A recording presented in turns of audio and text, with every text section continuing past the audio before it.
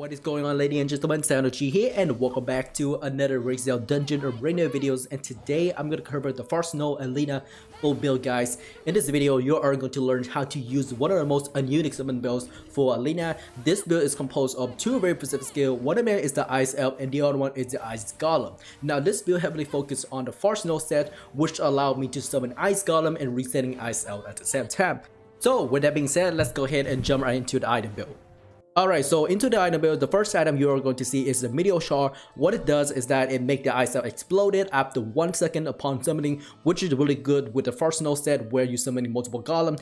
The next item is going to be the Lunar Escalabracer. You need this item for HP recovery as well as speed regeneration based on your max HP and SP, which is really good, by the way. It has 10 seconds duration and 5-second cooldown.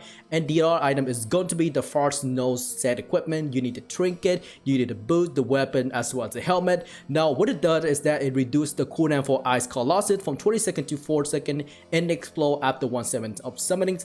Now having a 3-set effect will allow you to summon 2 Ice Golem, but it also increases the summon active skill by 146.2% damage. But the 4th set piece is actually the most important one because it also reduced the cooldown from 4 seconds to 2 seconds, but it also removed the Ice Elf's cooldowns, which I'm going to cover that later on, where you can actually spam the Ice Elf explosion every single time. Now for the skills, pretty much straightforward. Ice Colossus for your 4th skill, Ice Elf for the AoE damage, but also reset as well for the Frostsnow set. Now for the 2nd skill, I'm using Ice Cone. It's going to be better than Chilling Laser and Freezing Beam with the Freezing Bullet. I personally test out all individual skill, and Ice Cone actually top out of those compared to other skills. And then lastly, we have Flash. Now you need Flash for shield. Personally, having the extra shields for Alina is really good because this way you can avoid getting one shot or getting burst down by the boss and the monster at the same time.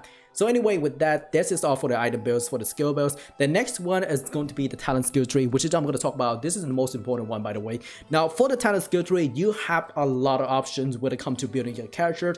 I personally build different way for Alina. Now this is going to be a very straightforward. I'm going to zoom out a little bit to give you guys more perspective what I built for my Alina character. Now you can pause anytime that you want to check it out, but this one's I'm going to focus on very specific skill setups. Now for this talent skill trees, I'm gonna unlock the Arcane Absorption for extra energy recovery, which is really good for any character, even for Alina. The next one is gonna Frost Blast for extra damage proc, Frost Cracking for extra damage proc as well. And then we have the rapid cooldown. I actually needed to have a 1-second cooldown of Flash.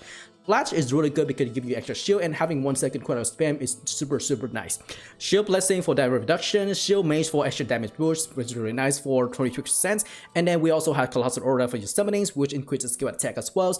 I also unlocked the Skill Mastery for extra skill attack percentage bonuses, which is really nice. And then lastly, we have the Frostbite Blast. This one is really good for your character as well as summoning.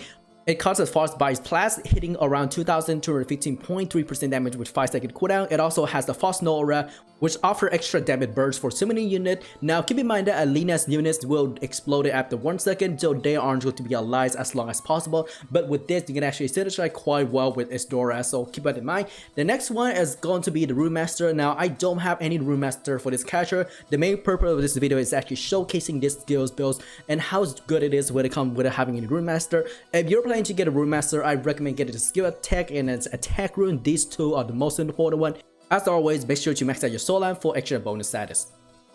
Now for the rest of the video is going to be composed of different gameplay clip of the Alina builds with the Frostsnows. Now I do want to point out is that the only way to actually use this build is actually casting an Ice Elf first and then cast the Ice Colossus Golem to reset the Ice Elf and then cast it again for huge AoE damage burst.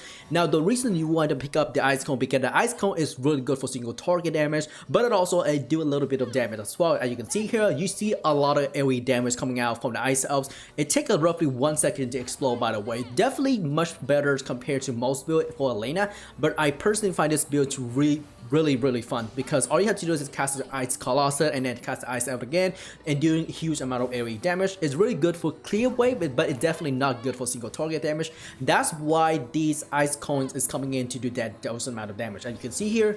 Now if you notice that my mana regeneration is super high thanks to the Lunar Gloves as well as the Talent's energy recovery. With that, I don't have to worry about going around the maps. Actually, it's or actually waiting for my character to regenerate, all I have to do is just teleport up to target and cast the Ice Cause Golems, cast Ice Elf, and watch everything get destroyed one at a time. It's really fun to a certain point, but you definitely need a better gear and need a better upgrade for this character in order to do huge amount of damage.